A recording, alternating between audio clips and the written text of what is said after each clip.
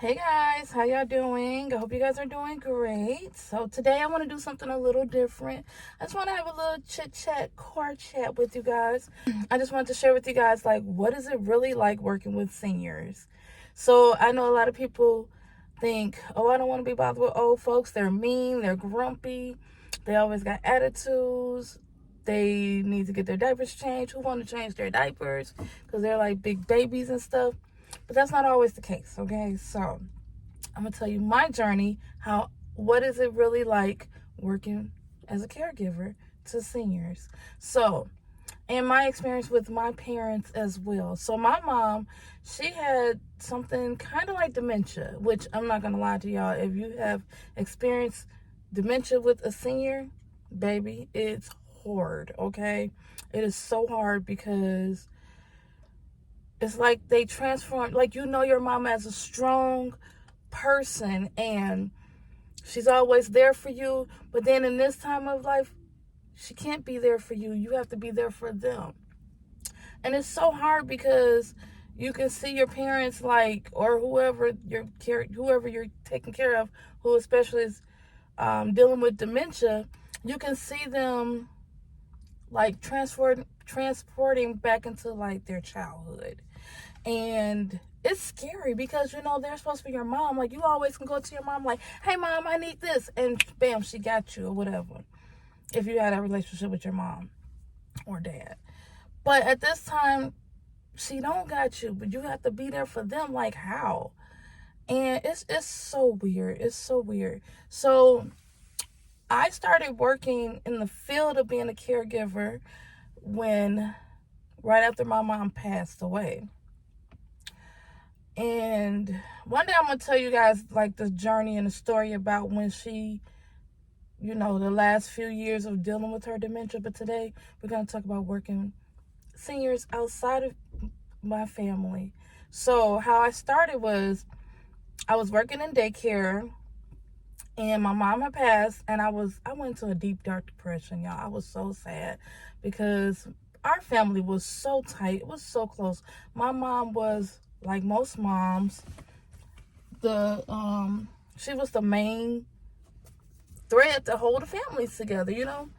So when she passed, it just felt like all hope was lost, whatever. So I was working at a daycare, and the daycare made me so mad. Like, he didn't want me to take off to go to my mom's funeral. And I'm like, are you serious? Like, I mean, when she was at the cemetery, not the cemetery, when she was at the morgue, and we had to check on her to make sure she was presentable and all that stuff for her funeral. It was just a whole bunch of stuff, and I just couldn't take it no more. So right after her funeral, he was like just being mean and stuff, and I'm like, anywho, I ended up quitting that job. That was the first job I've ever quit because I'm like, dude, hello, I just lost my mom. And this guy's, he had like 4 or 5 different daycares. I'm like, if you would have lost your mom, you would have shut everybody down. All the daycares would have closed. But anywho, so I started my own home daycare, but at that time I was still dealing with the loss and grief of my mom, and I went to a dark depression. Thankfully, the kids did make my days better and stuff, but it was hard. So one of my friends, after a while of me doing my home daycare, one of my friends, she opened up a home daycare, and it was so cute, and I just didn't want to work with the kids anymore. I wanted to be around adults. That's a good or a bad thing. It depends. So, my sister, she was working as a caregiver too. And she was like, well, why don't you, because, oh, I forgot to tell you guys too this. So my sister was my mom's caregiver, and I was my dad's caregiver. So I quit the high school, and my dad asked me to leave my job to help take care of him because he was in stage 4 lung cancer. The man never smoked a day in his life, but he ended up with lung cancer, and that's what he died from. So that's how I quit my main job. I was working at the high school for like 12, 13 years. Man, and I did not want to quit my job. I'm like, Dad, are you serious? But that was my dad. So I got paid well to help take care of him, everything. But so that's my first experience working with a senior, and then dealing with my mom too, helping my sister with my mom, because we were like kind of like stay-at-home moms at that time. So after I was like done with the daycare thing, because again, I just want to talk to adults. Like, you can only Facebook and talk on the phone so much. I want to see face to face some adults, you know. So anyway, my sister was like, well, why don't you work as a caregiver, you know, do like I'm doing? Because my dad passed away before my mom. We thought my mom was going to go first, but my dad actually passed away.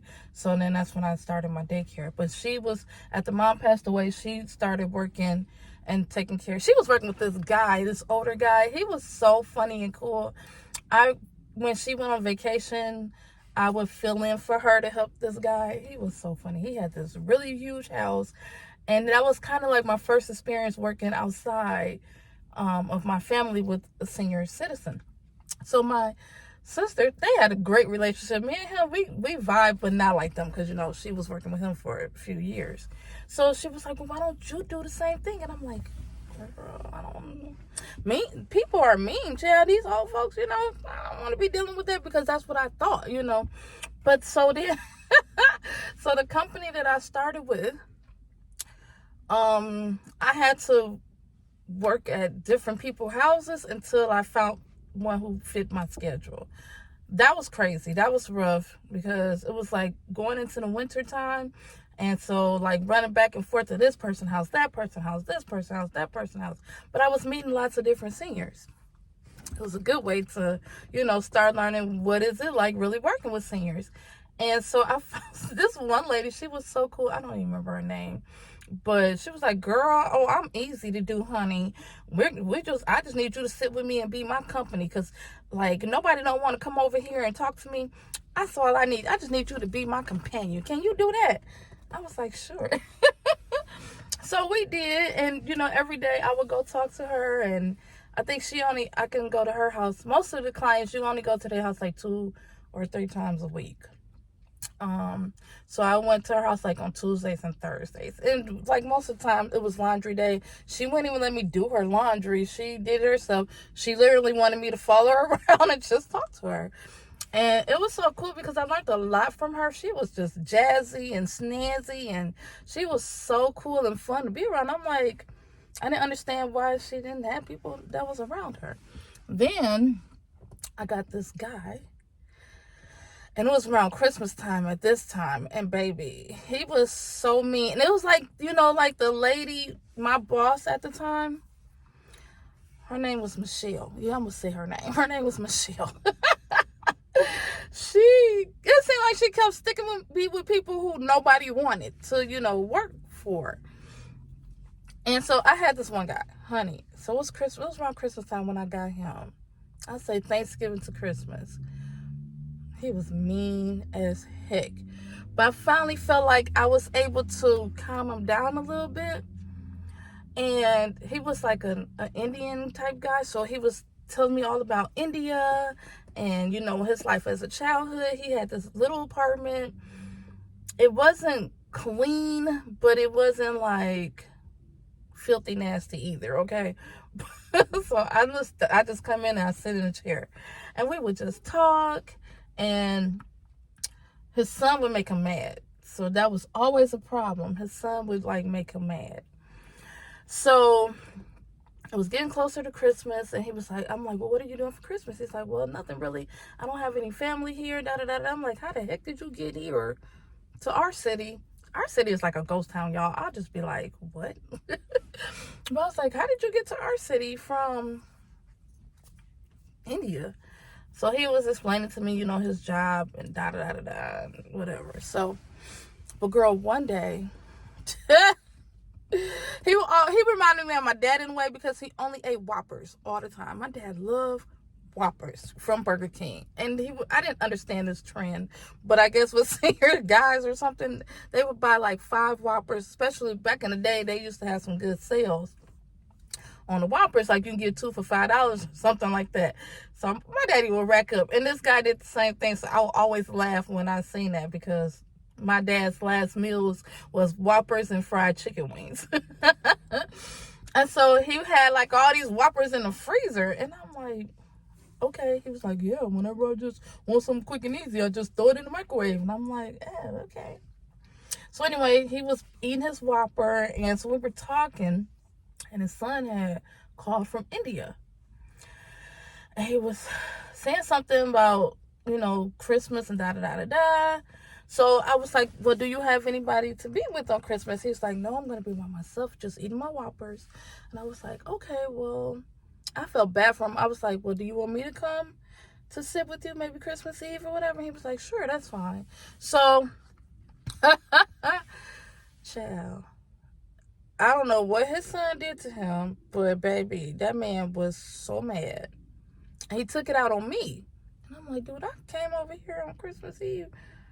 I could be with my family. Like, it was only like a couple hours a day anyway. It was like from maybe, I think I worked with him from like 10 to 12 noon or something like that.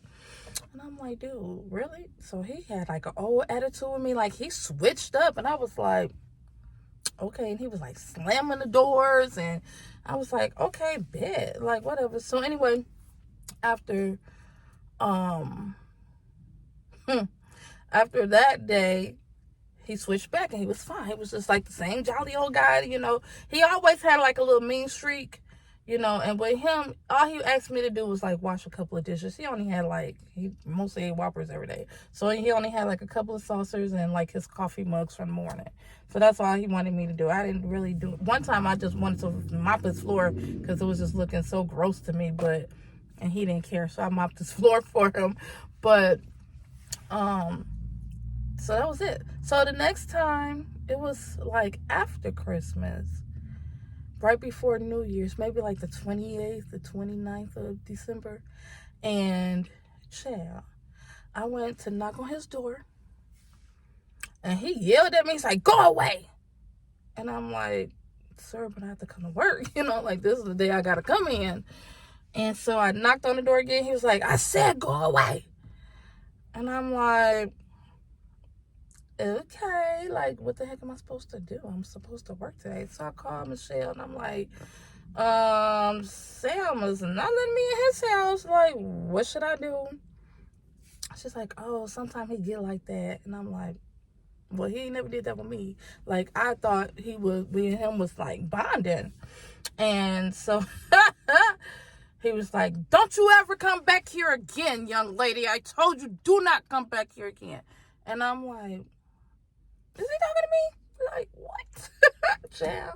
So anyway, Michelle, she was like, okay, well, we're going to pay you for, your gas coming over there, da-da-da-da-da, and whatever. We're going to pay you for coming. At least you tried to come to work or whatever. So they had to pay me like an hour or 2 hours or whatever. That was the last time I had him, because he wouldn't let me in his house. So I was like, ooh, because I don't know if I told y'all this, but I didn't want to do this job. I didn't want to work with seniors. Working with my mom was a lot already. And so I was just like, no, I'm good. I think I'll go back to the preschoolers and work with my kids, because y'all ain't finna be yelling at me like this, and y'all ain't finna be thinking I'm your maids and all this stuff. So I had this one guy. Oh my God. They were kind of like bougie. It was him and his wife. But I didn't work for the wife. I only worked for the husband, okay? Remember that. I only worked for the husband. He was so nice, and he was very welcoming when I went to his house. So to go to his house, I had to go to a little drive. It was a little drive. It was about 25 minutes to get to his house. And then after I left him, I had to go to another person's house after that. So I would go to him in the morning. Yeah, so, they had a very nice house. They had 2.5 baths. And so I was like, well, what do you need me to do? And so he would, we would sit and talk. He was like, well, can you just wash a couple of dishes and da-da-da-da, and maybe just wipe down my toilet to one bathroom? I'm like, okay. But that's all he asked. And I had to vacuum and deliver him. That was it. So his wife, Lord have mercy, this sister, she thought I was her maid. Baby, I'm not your maid. First of all, I ain't even here for you. I'm here for your husband. I don't know how he dealt with her, baby. You know how, like, in the Bible time, how they was talking about dealing with the nagging woman, and I want to say it was Peter or something. I don't remember the story exactly, but sometimes they say it's better to sit on top of the roof to get away from the nagging wife. Baby, she was that nagging wife, okay? Honey, she thought I was a maid. Oh, can you do this? I need you to dust this off. I need you to clean this off. I need you to organize my cabinets. And I was like, oh, say what, sis? Like, who are you? First of all, she never introduced herself. She was in the bedroom the first day she came out. And this was every day. And I had to sit down and explain to her. I'm like, ma'am, I'm not here for you. I'm sorry, but I'm here for your husband and your husband only. And he was like very timid and shy and quiet. And baby, she was the opposite, okay? Loud, just...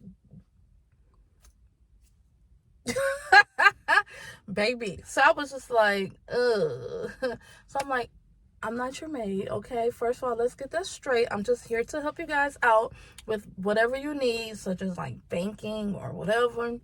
Or if you guys need to go to the store, I'll take him to the store. Whatever. But we don't need you for that. I just need you to clean my house. Sus, what part don't you understand? I'm not a maid. We can do light cleaning, and that's to our discretion too. Like, I'm not scrubbing no stains that you didn't got on your carpet and all. You know what I'm saying? So anyway, she was, baby. I worked for them maybe a week. But I liked the guy. He was nice. Like, we actually would sit in the kitchen and he would tell me about his childhood. And it's just good to learn about other cultures and learn about other people and, you know, stuff like that. And I was actually really liking him. That wife? Ooh, child. That was another story. But anyway, so I think around that Friday, he ended up going to the hospital. I think he had a heart attack or something. So that's how I ended up stopped working for him. But this is just part one. I'm going to tell you of what it's like working with seniors. But I had a very favorite lady. Oh, my gosh. Before my mommy now. And her name was Miss Sarah. But I'm going to tell you guys about her later because it's time for me to go to work. So I got to work a little early, and I just want to give you guys a little quick story time. What it's really like working with seniors. So this is part one. I'll come back with part two and tell you guys about that later. Hope you guys enjoyed this part of my little story time. And do you guys work with seniors? Have you ever thought about working with seniors? Do you guys have any funny memories or stories to share with working with your grandma or helping your grandma, your mom, whoever, your papa, your dad? Share them with me in the comments and let me know, okay? If you guys enjoyed this video, give me a thumbs up, comment down below, and I'll see you guys on the next video. Bye!